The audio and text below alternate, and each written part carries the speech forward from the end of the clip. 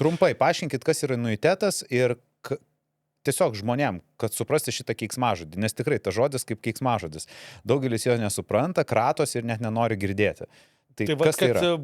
Taip, kai mes kažko tai nenorim, nesuprantam, mes nenorim girdėti. Va čia yra blogiausia dalis, bet reikia pabandyti išgirsti ir pabandyti suprasti ir pačiam galbūt atsisėsti. Yra vienas paprastas puslapis Sodrai, jisai pakankamai aiškus, ten aišku, lentelė sudėtinga, daug skaičių, sugaišite pusvalandį, valandą, gal 2 valandas, padėliosit kelis skaičius ir suprasit, kaip tai veikia.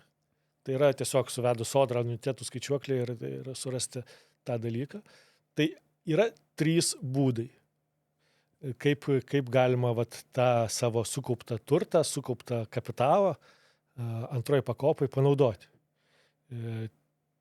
Pirmas tai yra paprastas anuitetas. Tai reiškia, pagal statistikas paskaičiuoja aktuariai, tai yra draudimo specialistai, tie, kurie skaičiuoja tikimybės ir sakyta, kiek kas kur kada, pasižiūri tavo turtą ir sako, mes tau per mėnesį galim mokėti tiek. Jie atsižvelgia į tavo amžių, ten vyti turbūt, ten gyvenimo būdą, nežinau, ar atsižvelgia, žiūri į Lietuvos statistiką, kokia dinamika, kokios prognozės, kokia infliacija, darbo užmokestis, dar kas nors, kaip viskas vystysis, kokia rinkų prognozė, kokia graža uždirbama, jie paima tavo tą visą pinigų maišiuką mažiuką, įsideda į savo didelį pinigų maišą Sodros, tai vadinama anuitetų fondą, ten padeda tuos pinigus ir iš to iki gyvenimo pabaigos tau moka. Tai yra pirmas tipas. Antras dalykas, ir tai nėra paveldima. Tai reiškia, iki gyvenimo pabaigos, tai reiškia, kad ir gyvensiu 40 metų, man vis tiek mokės kiekvieną mėnesį. Taip.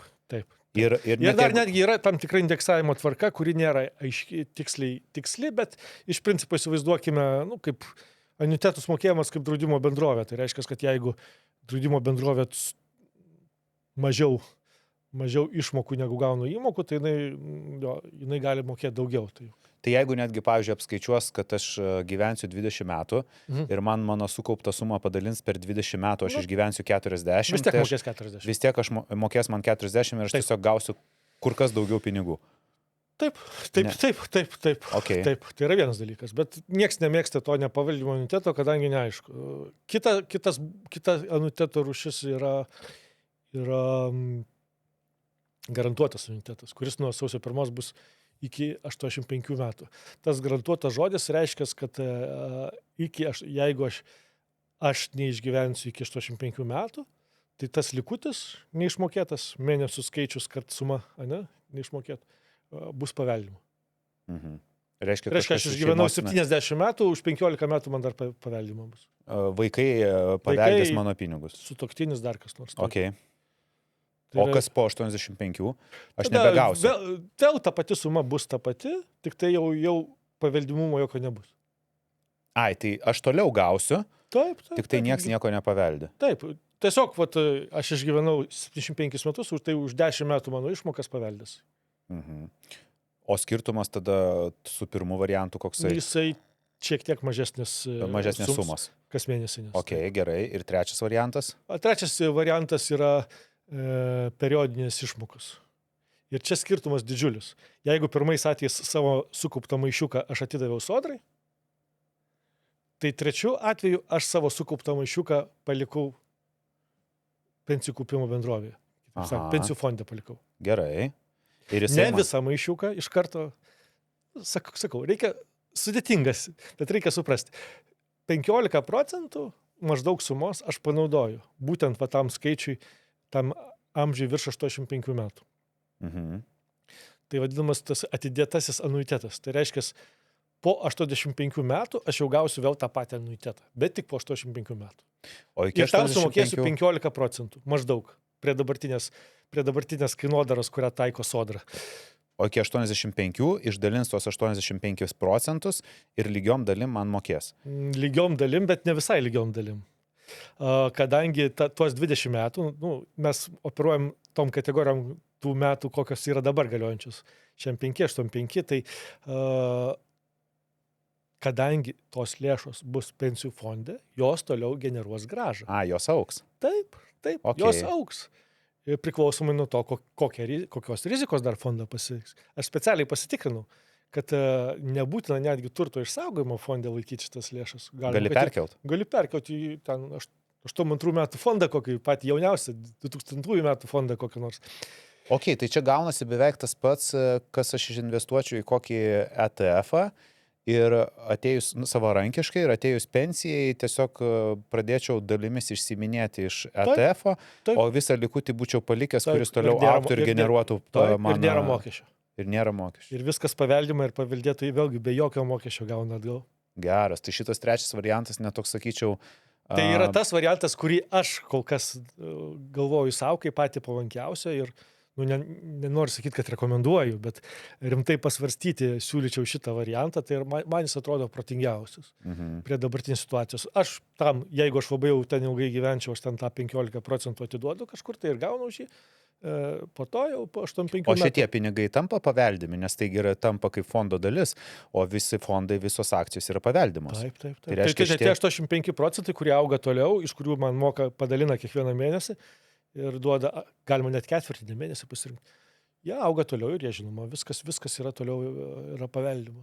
Okay. Tai čia dar pasakysiu dar ketvirtą variantą, kurio kažkodėl tai irgi niekas nesugalvoja.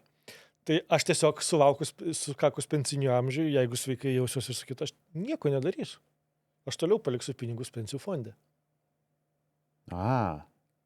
Ok, galite dirbti toliau? Gali dirbti toliau. Aš nieko persivesiu ne pagal mano metus jaunesnį pensijų fondą ir jie ten toliau dirbs. Jeigu turėsiu papildomų kokių tai pajamų, galėsiu iš sodros pensiją galėsiu ten pervesti, pavyzdžiui, ar dar kas nors dalį jos. Ir taip toliau auginsiu. Tai va čia gal ir būtų šiek tiek papasakokite apie sudėtinės palūkanas, nes šitas momentas yra ypatingai svarbus tiem, kurie neišlaukia investavime, ilgalaikiam investavime tų metų. Nes čia jūs ką tik pasakėt kirtinį dalyką. Per 40 metų 100, o dar papildomi 5 metai ir pusę to, ką 40 metų kaupiau, per 5 metus užaugo. Taip. Tai papasakokit, kas yra sudėtinės palūkanos? Tai kai palūkanas uždirba palūkanas, susideda palūkanų grąža, va taip pat lietuviškai, jeigu taip išvertus, dėl to ir sudėtinės. Tai tarkime, jeigu mes investuojame apvalinant, kad būtų paprašiau skaičiuoti, kas metus po 1000, tai po 80 eurų kas mėnesį, tarkime, ne? Ir jis uždirba mums grąžą 10%. Tai mes metų pabaigoje turime 110. Kitais metais mes vėl įnešam 1000 patys savo pinigų, kurie uždirba 100 eurų grąžą, o anie 1100 jau dirba patys. Ir jau jie uždirba 121 eurų grąžą, tie 1100. Sekančiais metais mes vėl viską dedame, viskas sėdi vienam katile ir vėl mūsų naujos įmokos uždirba tam tikrą nedidelę sumą, o visa tai, kas buvo katile, jau uždirba dar biškelį didesnę sumą. Ir taip dedasi ir maždaug po 20 metų, jeigu mes pradėjom nuo nulio, tarkim, pradėjom nuo nulio, neturėjome turtingo senelio, kuris davė 10 000 eurų ir tada prie tų, kaip startinis ir po to tu pradėjai po 100 mokėti kas mėnesį, čia būtų idealiausias variantas. Čia tu išloši iš karto 10 savo gyvenimo metų šito pensijų sistemoje arba reguliaraus kaupimo. Tai maždaug po 20 metų jau tavo tai, ką tu sugeneravai pelno, vadinkim taip, pensijų fonde ar bet kokiam fonde pelnas sugeneruotas, jis jau uždirba daugiau, negu tu esi įmokėjęs. Smagu, kad pažiūrėjote šį trumpą klipą iki pat pabaigos. Todėl kviečiu visus pažiūrėti pilną epizodą štai čia arba ieškokite nuorodos aprašyme.